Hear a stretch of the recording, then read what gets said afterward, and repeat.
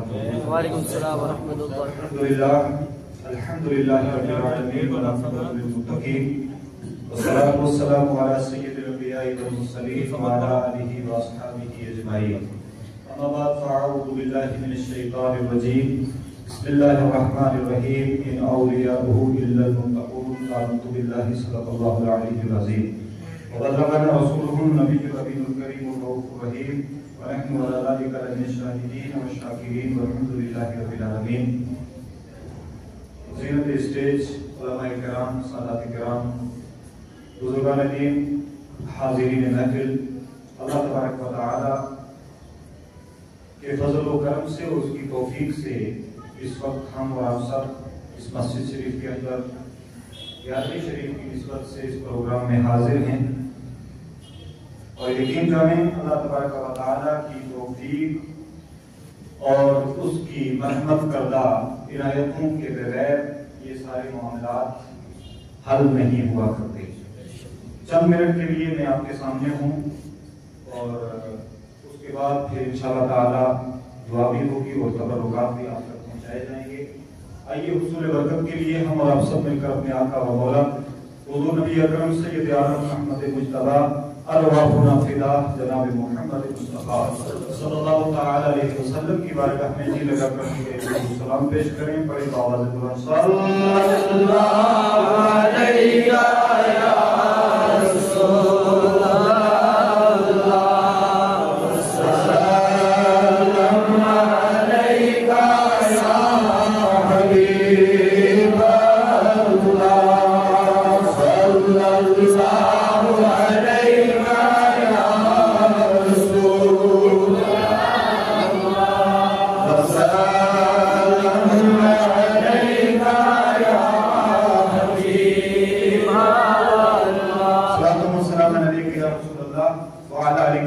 علیکہ یا حبیب اللہ صلی اللہ علیہ وسلم. آج 11ویں شریف اور 11 تاریخ بھی ہے اور یہ مہینہ بھی 11ویں شریف کا ہے، اور الحمدللہ ہم سب اہل عقیدت، اہل سنت ہر مہینے کی 11 کی نسبت سرکار غوث اعظم سے سمجھتے ہیں، لیکن یہ سالانہ جو بڑی 11ویں اور ساری دنیا کے اندر جو حضرت غوث اعظم پیران پیر رضی اللہ تعالیٰ عنہ کے نام نامی اس گرامی سے منسوب یہ محفل ہوا کرتی ہے، یہ ایک خاص اہمیت کی حامل ہے.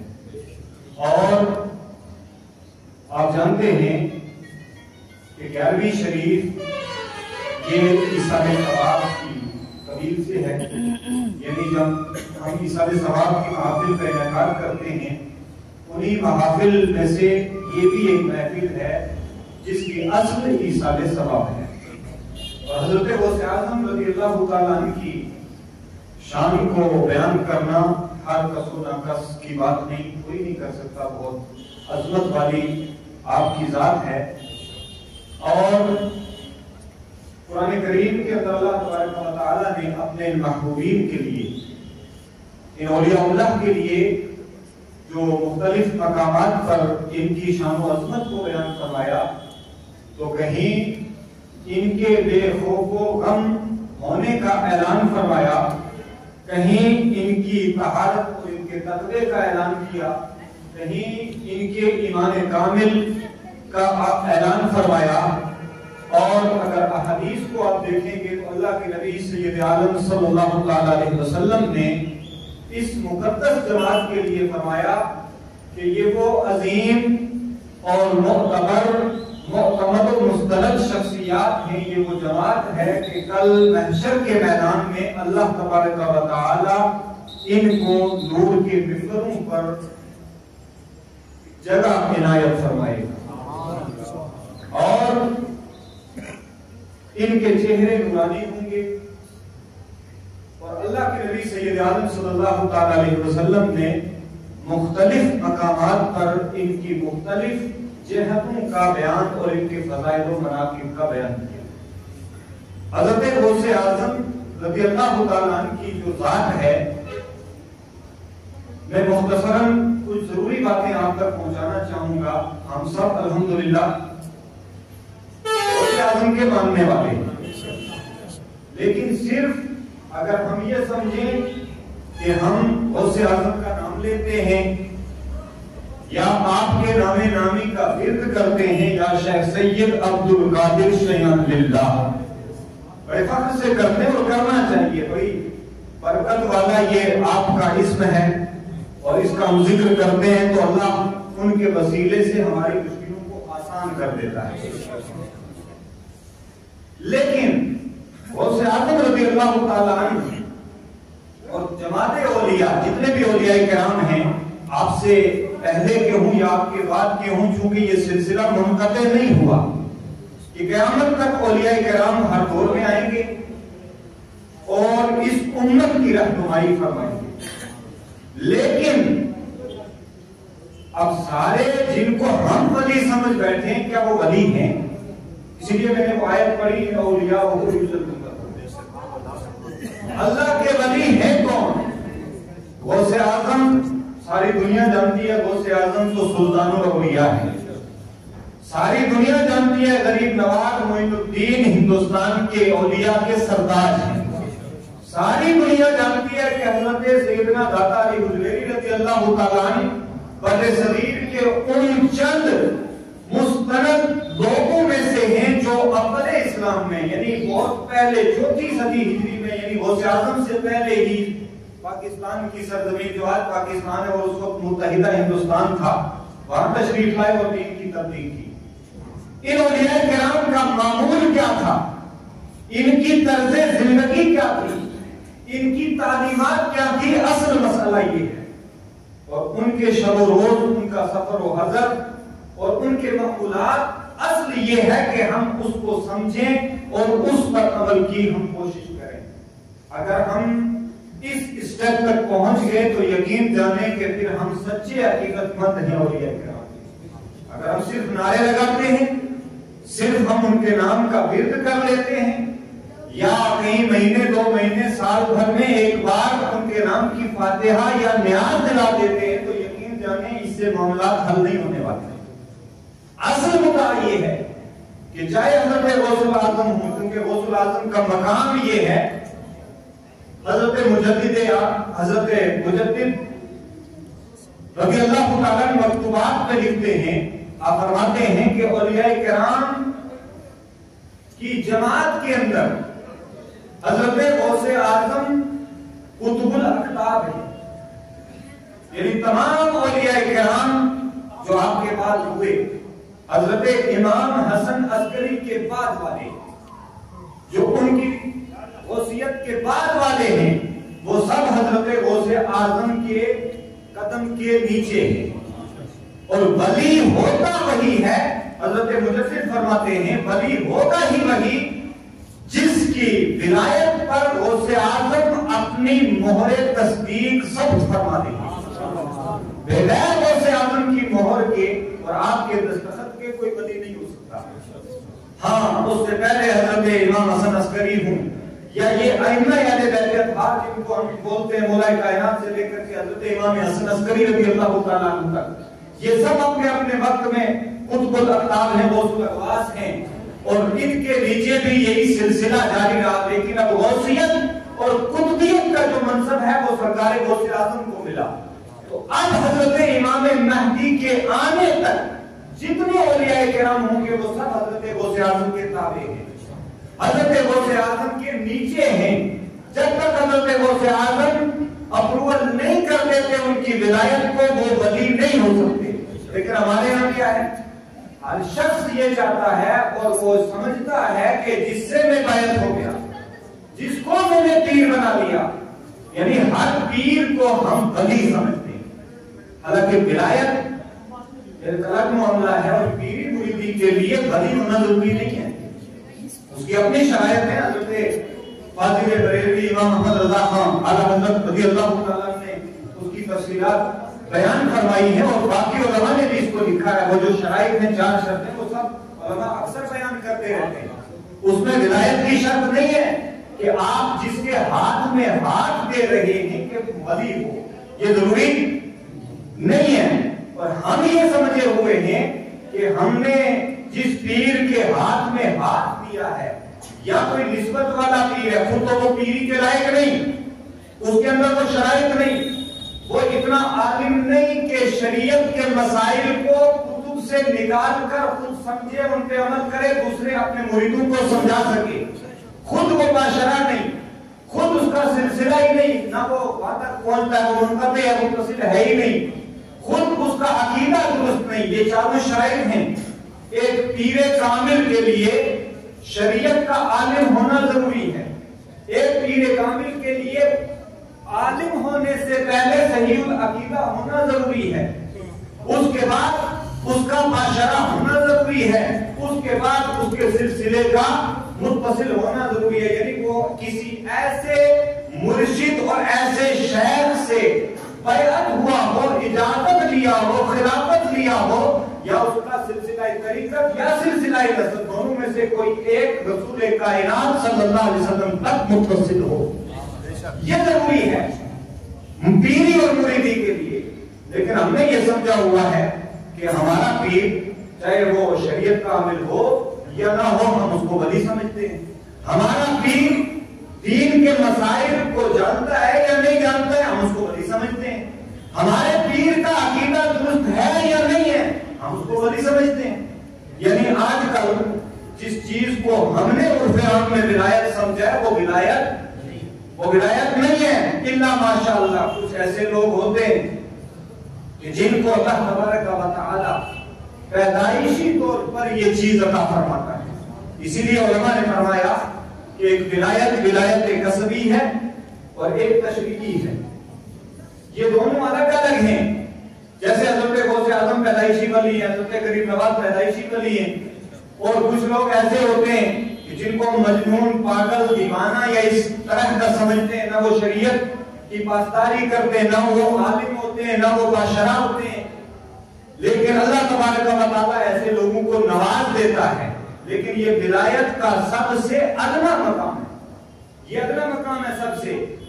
ولی افضل وہ ہے کہ جو شریعت کا پاسدار ہو، جو سلوک والا ہو، راہ سلوک، راہ شریعت اس کا طے کرنے والا ہو۔ اور پھر اللہ تبارک و تعالیٰ نے جتنا اس کے پاس برتن ہے، اس برتن کو اپنے فضل و کرم سے بھر دیا، وہ لینے والے پر ہے کہ اس کے پاس کتنا ہے اور وہ کتنا اللہ تبارک و تعالیٰ کے یہاں سے لے سکتا ہے۔ اور اللہ تبارک و تعالیٰ نے اس دنیا کے اندر یہ جو نظام باطنی قائم فرمایا، اس نظام باطنی میں ولایت اور اولیاء اللہ کا ایک مقام ہے۔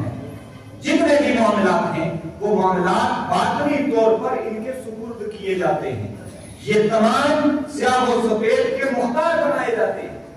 اور میں یہ عرض کر رہا تھا کہ ہم نے اولیاء کرام ان کو سمجھا ہوا ہے کہ ہم نے جس کے پیر کے ہاتھ میں ہاتھ دے دیا، ہم سمجھتے ہیں یہی ولی ہے۔ اب پھر وہ پیر صاحب داڑھی نہیں رکھتے تو مرید صاحب بھی سمجھتے ہیں کہ جب ہمارا پیر نہیں رکھتا تو مرید کو رکھنے کی کیا ضرورت ہے۔ پیر صاحب نماز نہیں پڑھتے، مرید صاحب بھی سوچیں گے جب ہمارا پیر نماز نہیں پڑھتا تو مرید صاحب کس لیے پڑھیں گے۔ یہ اس طرح کے معاملات اور شریعت کا جو دائرہ ہے یہاں کسی کے لیے کوئی معافی نہیں ہے۔ شریعت ایک ایسی دو دھاری تلوار ہے کہ یہاں سے بچ کے نکلنا کسی کے بس کی بات نہیں ہے۔ اگر ایمان لائے ہو اللہ کا اور اس کے رسول کا جو فرمان ہے، جو اللہ تبارک و تعالیٰ نے اپنے محبوب علیہ الصلوۃ والتسلیم کو جو دین دے کر بھیجا، جو شریعت دے کر کے بھیجا، پھر ہم نے سرکار کا کلمہ پڑھا، ان کے بتانے سے اللہ کو ایک مانا، وحدہ لا شریک مانا، اس کو معبود مانا، تو جب مانا تو پھر سب کچھ ماننا پڑے گا، صرف پیری مریدی سے کام نہیں چلے گا۔ شریعت کی پاسداری سب کے لیے ضروری ہے۔ اور وہ لوگ جو خود کو رہبر، پیر یا مرشد کے مقام پر یا شیخ کے مقام پر رکھتے ہیں اور لوگوں سے یہ سمجھتے ہیں کہ ہمارا احترام ہو، ہماری عزت ہو، وہ مکان ہمیں دیا جائے، تو ان کے لیے عام لوگوں کی بنسبت شریعت کا لحاظ کرنا اور زیادہ ضروری ہے۔ چونکہ وہ نہیں کریں گے تو ان کو دیکھ کر کے، ان کی بے رحمی کو دیکھ کر کے، ان کی گمراہی کو دیکھ کر کے عام لوگ گمراہ ہوں گے۔ اور ایسا شخص مرشد ہونے کے قابل نہیں ہے، پیر ہونے کے قابل، رہبر ہونے کے قابل۔ جو شریعت کا پاسدار نہیں ہے وہ پیر بھی نہیں ہو سکتا۔ اور ہم یہ سمجھ بیٹھے ہیں کہ ہر جبے والا، हलकुपे वाला, लंबे बालों वाला, नीले कुर्ते वाला और 20-20 दिन महीने महीने न नहाने वाला, तस्बीहां गले में डालने वाला, हमने वली इनको समझा हुआ है। अब गौसे आजम के पास चले। गौसे आजम रज़ी अल्लाह ताला का इल्मी मकान क्या है? पीर हो तो गौसे आजम जैसा हो, पीर हो गरीब नवाज जैसा हो, पीर हो शाह रमजान जैसा हो, पीर हो हज़रत दाता निज़ामी जैसा हो, पीर हो तो हज़रत सुल्तान वारिफीन जैसा हो। ये वो लोग हैं कि जिन लोगों ने इस उम्मत की सही नहज के साथ, सही तरीके के साथ रहनुमाई की है और जिस दौर में जिस चीज की जरूरत थी उसी तरह से इस दीन को उन लोगों तक पहुंचाया है। हज़रत गौसे आज़म रज़ी अल्लाह ताला ने तकरीबन 25 साल आपने तहसील इल्म पर लगा दिए, यानी 25 साल एक उम्र होती है और तमाम उलूम व फनून जितने ज़ाहिरी इल्म थे सरकार गौसे आज़म ने हासिल कर लिए। अब यहीं पर बस नहीं, फिर सरकार गौसे आज़म अब रूहानियत और तरीकत की तरफ माइल होते हैं। फिर कई सालों तक आप सरगर्दा रहे कि कोई मुर्शिद बरहक मिल जाए। हालांकि आपके उस्ताद हज़रत शेख अहमद मखदूमी रज़ी अल्लाह ताला अन्हु आपके शेख हैं, आपके मुर्शिद हैं, लेकिन उसके बाद भी आपने बहुत सारे औलिया किराम से फैजान हासिल किया, रूहानियत और तरीकत के और सुलूक की राहों को तय किया और फिर आप इस मकाम पर फाइज हुए। अब भी आपने मिंबर नहीं पकड़ा, आपने शैखियत और मशैखियत के मसनद पे आपने बैठना गवारा नहीं किया।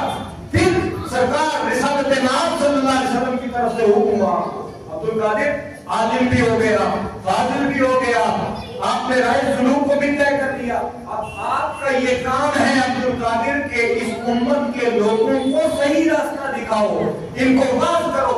तो हज़रत गौसे आज़म अर्ज़ करते हैं, या रसूल अल्लाह, जब आपने ख्वाब में देखा, अर्ज़ किया, या रसूल अल्लाह मैं ये काम नहीं कर सकता, ये लोग अरबी में, अजमी, मेरी जुबान में, इनकी जुबान में फर्क है, ये बड़े बड़े इल्म और फन के मालिक लोग हैं, बड़े इल्म वाले लोग हैं। अल्लाह के रसूल सल्लल्लाहु अलैहि वसल्लम ने अपना दुआ में सरकार गौसे आज़म के मुंह पे डाला 7 मरतबा। फिर मौला अली आपने भी यही सवाल किया, क्यों नहीं करते? आपने किया, ऐ मौला कायनात ये मामलात हैं, तो हज़रत मौला कायनात ने भी दुआ में डाला। फिर उसके बाद हज़रत गौसे आज़म ने बाकायदा तौर पर तबलीग दीन का और तरीकत का और शेख तरीकत होने का सिलसिला शुरू किया। हालांकि आप उससे बहुत पहले आलिम भी हो चुके थे, फाजिल भी हो चुके थे, मुहद्दिस और मुफस्सिर भी हो चुके थे और इतने बड़े मुहद्दिस थे, इतने बड़े मुफस्सिर थे कि आपने उस वक्त के हज़रत इमाम इब्न जोज़ी जैसे बड़े बड़े मुहद्दिस आपकी बारगाह में आकर के शर्फ़े तलम्मुद हासिल किया करते थे, आपकी बारगाह से इल्म का फैज़ लिया करते थे। आम पीर नहीं थे हज़रत गौसे आज़म, लेकिन आजकल की पीरी पूरी थी और आजकल के सारे सिलसिले, ये सिलसिले सब हैं किसके? ये अल्लाह के रसूल सल्लल्लाहु अलैहि वसल्लम का फैजान है, आपके कदमों का फैजान है।